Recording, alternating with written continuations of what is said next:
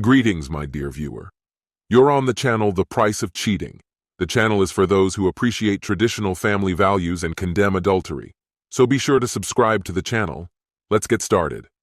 My wife and I have been married for over 20 years, building a life together that spans love, growth, and shared memories. At 43, I am proud of the family we've nurtured, while my wife Avery recently turned 40. We have two teenagers, Darcy, a vibrant 16-year-old, and David, our inquisitive 14-year-old. When we exchanged vows, I had just completed my degree, and Avery was finishing her final semester. Currently, I hold a managerial role in engineering at a mid-sized firm in the city. Avery, on the other hand, has established herself as a skilled paralegal in a well-respected law office. Together, we prioritize staying active, visiting the gym regularly, and indulging in outdoor adventures like hiking whenever the weather cooperates. My name is Michael Williams, and I'd like to think I've created a good life for my family. Though I've never seen myself as a grand romantic, I take pride in keeping Avery happy. Our physical connection remains a source of intimacy and joy, with a consistent frequency that's kept our relationship strong. Even after 2 decades, Avery's beauty often turns heads, particularly when she dresses up for an evening out. Our children bring immeasurable pride. Both excel in academics, maintain friendships, and are well regarded by their peers. I've always been hands-on in their upbringing, coaching them through homework, cheering them on at games, and organizing family outings. Being present in their lives has always been a cornerstone of my values. In my role as an engineering manager, my duties revolve around overseeing projects rather than diving into detailed tasks. This flexibility allows me to preserve my weekends and avoid late nights. Avery's job occasionally demands overtime during high-pressure cases, but such instances are rare.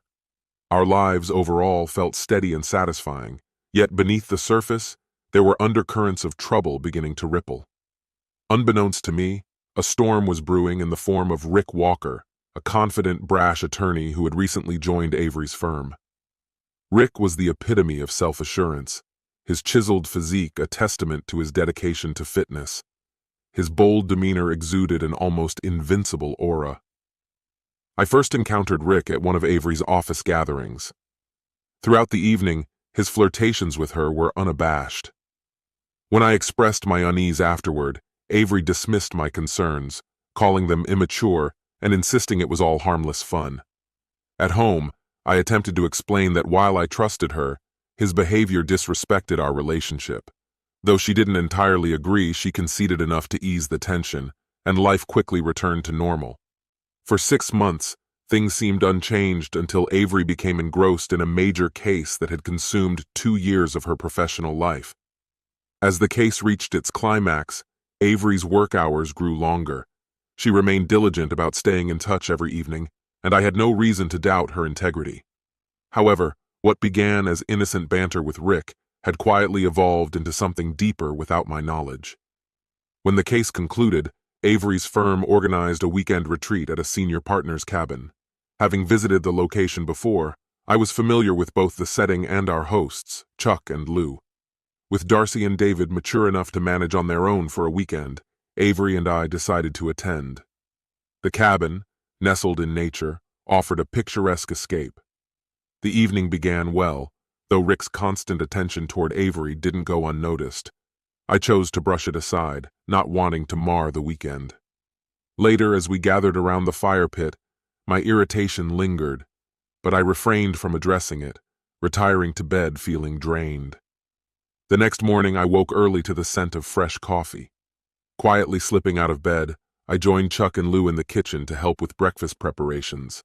As others arrived, I noticed Rick had claimed my seat next to Avery. When I asked him to move, Avery surprised me by suggesting I find another spot. Though hurt, I complied and stepped outside to collect my thoughts. The awkward glances exchanged by the group during this exchange didn't escape me. Throughout the day, Avery seemed glued to Rick's side, whether during a hike, a swim in the lake, or casual chats.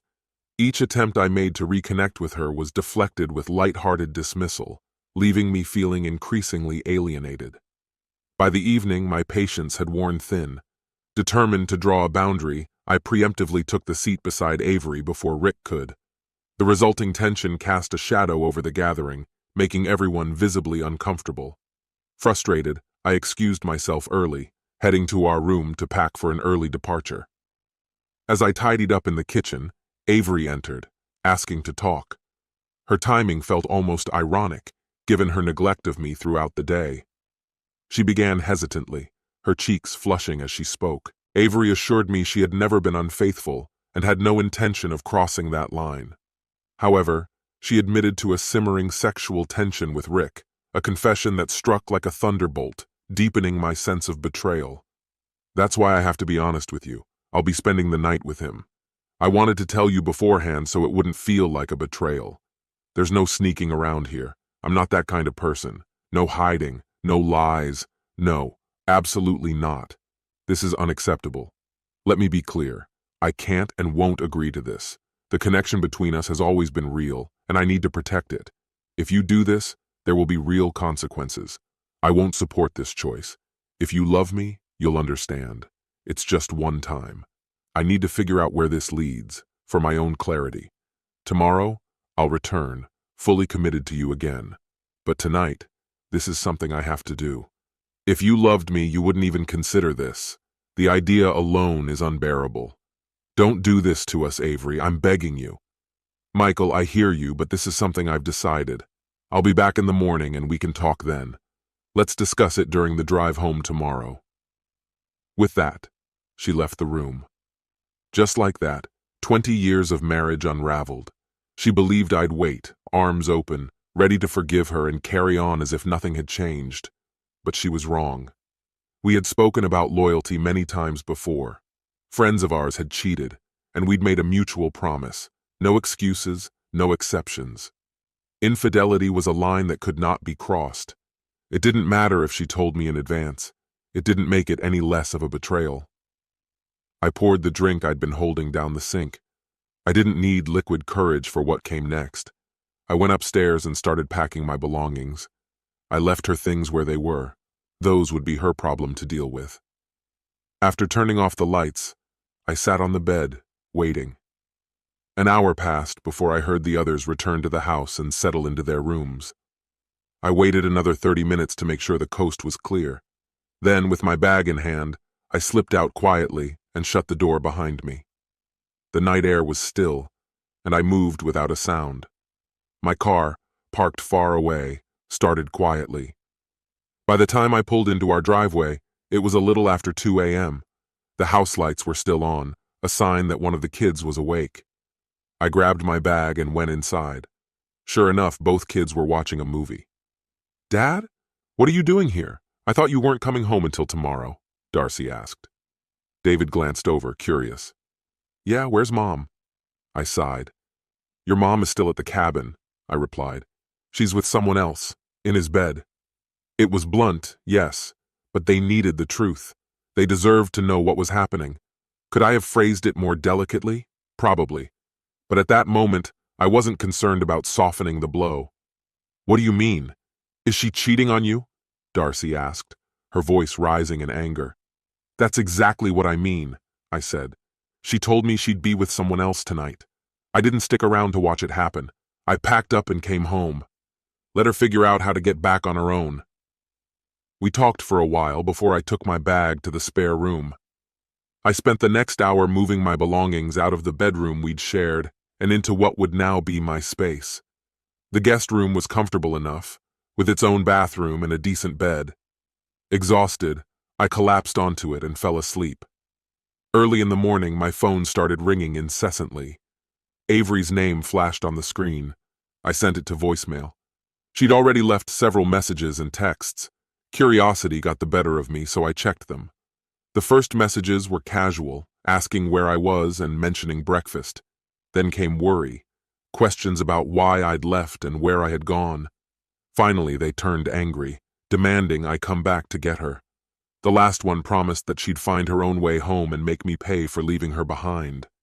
Realizing I was fully awake, I got up, showered, and got dressed. I went downstairs to prepare for what I knew was coming. By then, the kids were up. I warned them to steer clear of the confrontation that was about to unfold. They laughed it off, but I could tell they weren't happy with their mom either. When the front door slammed open, I knew she had arrived. "Where the hell have you been?" she shouted. I stayed calm.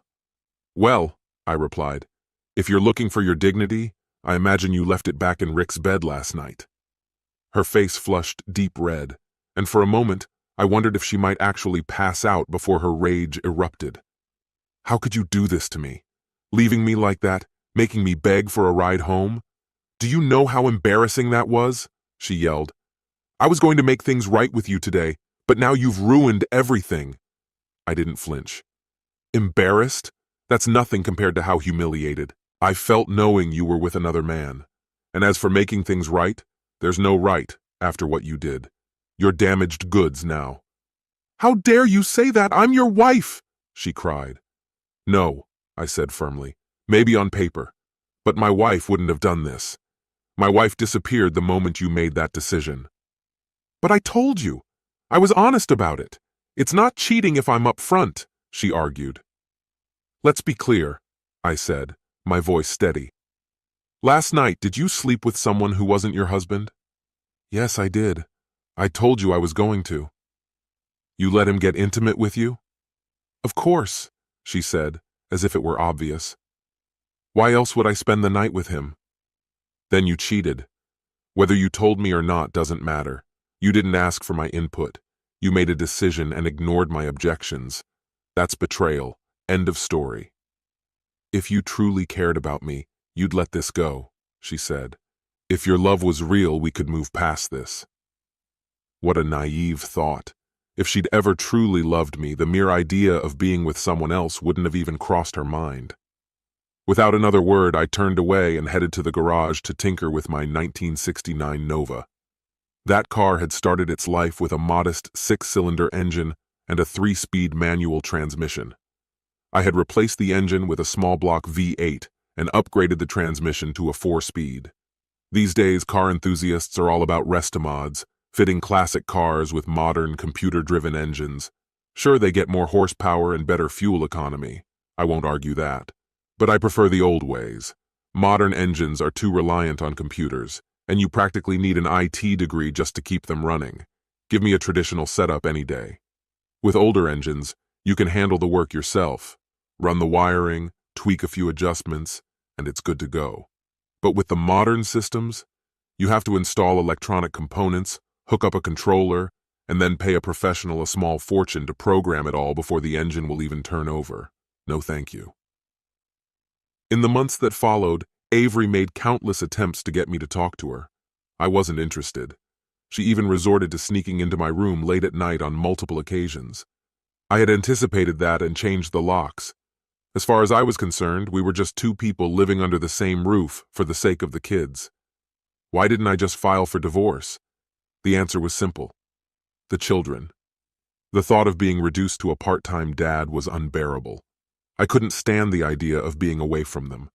Besides, David had only 3 years left until he finished high school and left for college. Eventually, Avery tried to involve the kids in her efforts to make me engage with her. That move backfired spectacularly. The children were upset, especially when she tried to paint me as the bad guy. Darcy was quick to call her out. "Mom, Dad has never said a single bad thing about you to us," she said firmly. "But you've criticized him more than once. Don't blame him for how we feel. That's on you." Those were turbulent times for the Williams family.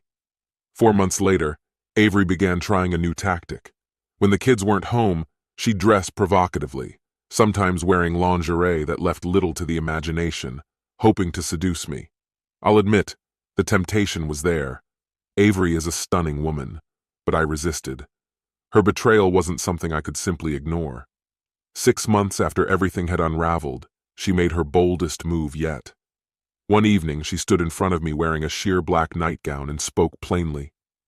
"I can't do this anymore, Michael. I need you." "It's been 6 months," she continued, her voice trembling. "I need you to come to bed and make love to me."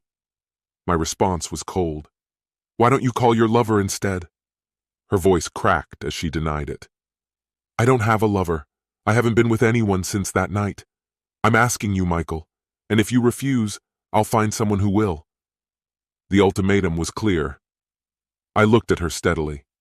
Just make sure you take them somewhere else. Don't bring anyone into this house. Go to their place, a hotel, even their car, but not here. Her face crumpled, and she ran out of the room in tears. Actions have consequences, and hers had led us here. I don't want anyone else, she sobbed as she fled. I only want you.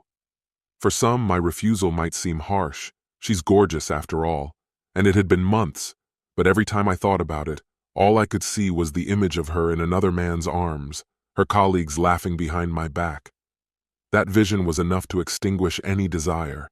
No matter how beautiful she was, the betrayal overshadowed everything. A week later, on a quiet Saturday night, I was sitting in the living room with a glass of scotch and soda, engrossed in a book.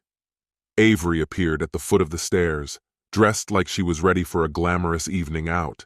Tight jeans, high heels, fine jewelry. It was a look that reminded me of the parties we used to attend together. "Michael," she said, her voice pleading, "I need you. Please come upstairs. Be with me.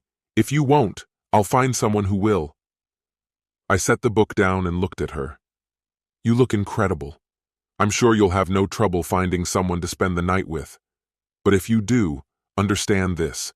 It will be an open marriage. If you sleep with someone else, I'll consider us both free to see others." "That's not what I want," she said, her voice rising in frustration. "I want you. I'm offering myself to you, and you keep turning me away. Why? If you don't want me anymore, just say so. Do you want a divorce?" "No," I replied evenly. "What I want is the woman I married, the one who loved me and was faithful to me. That's not who you are anymore. You broke my trust that night, and I don't know how to get it back." "I've promised to be faithful," she said desperately. "I'll never hurt you again." "Words mean nothing after what you've done," I said. "Actions matter." Tears streamed down her face. "How long will you keep punishing me? What can I do to fix this?" I sighed, the weight of it all pressing down. "There's nothing you can do. It's already broken. My focus now is to make things work for the kids. Once David graduates, we'll go our separate ways. Until then, we're just housemates." She looked devastated. "If that's the case, I'll file for divorce myself."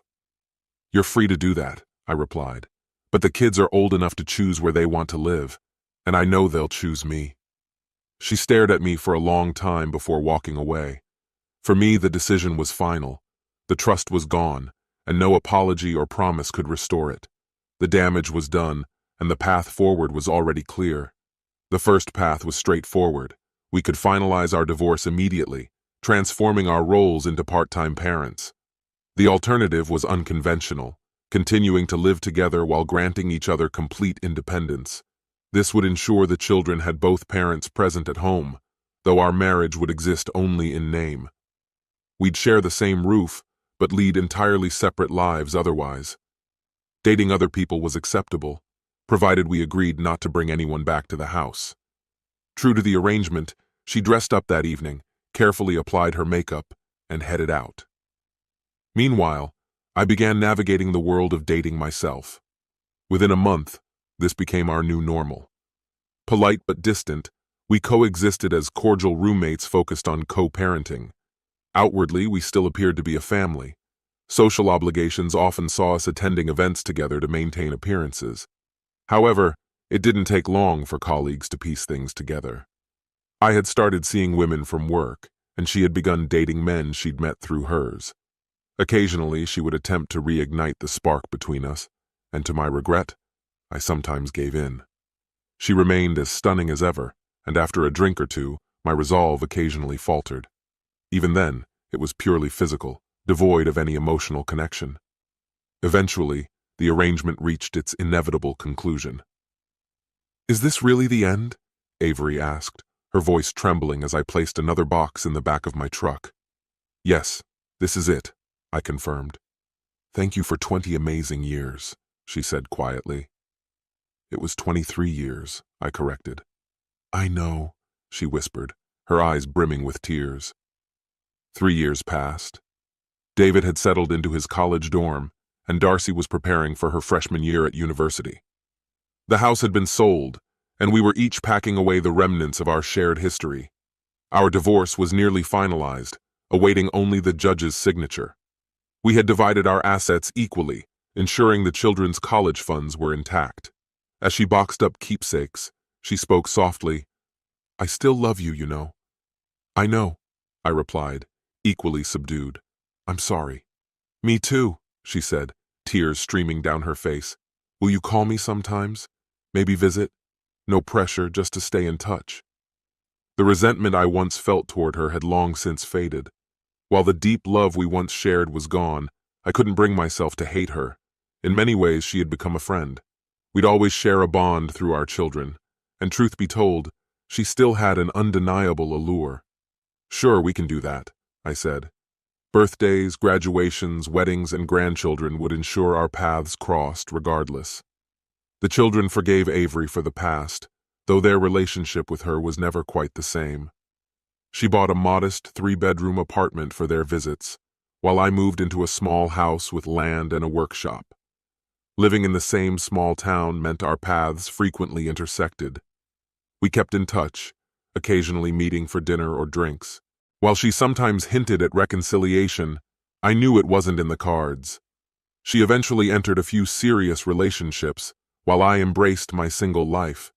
For me, marriage had fulfilled its roles, raising children and providing companionship.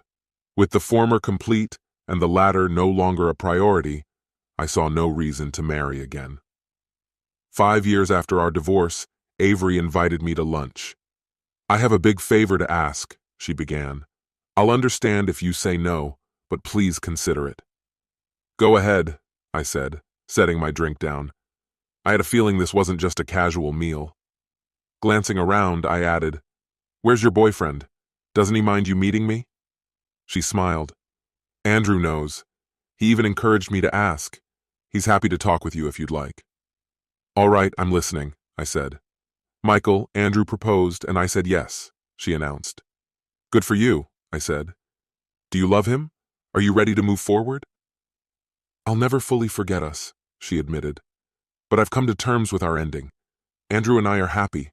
I love him, and I'm ready to start this new chapter." "So, what's the favor?" I asked. "If you're looking for my blessing, you already have it." She hesitated before saying, "I want you to walk me down the aisle." I was taken aback. "What?" "I want you to give me away at my wedding," she repeated. "Avery, most ex-wives don't even invite their ex-husbands to the wedding, let alone ask them to play a role in the ceremony," I said, still processing the request. "I know, but hear me out," she said, explaining her reasoning. "You were the most significant man in my life, aside from my father, who's no longer here. You were my last great love. This gesture would symbolize passing that part of my life to Andrew, showing everyone we've moved forward as friends." Though unconventional, her logic carried a peculiar clarity. I met Andrew for drinks that evening to hear his perspective. He confessed to initial reservations but had come to support Avery's reasoning. I even consulted our kids, seeking their opinions. Ultimately, I agreed. The wedding was as unconventional as the request, yet deeply meaningful. When asked, "Who gives this woman away?" I responded, "Her family and her ex-husband do." The reception was lively, and my role in the ceremony was well received. A few women even approached me, intrigued by the unusual dynamic. As I watched Avery embark on her new journey, I felt a profound sense of closure. Our story had reached its conclusion, but the threads of our shared past had been delicately woven into her new beginning. This concludes the story. If you like it, then put your powerful like and subscribe to the channel.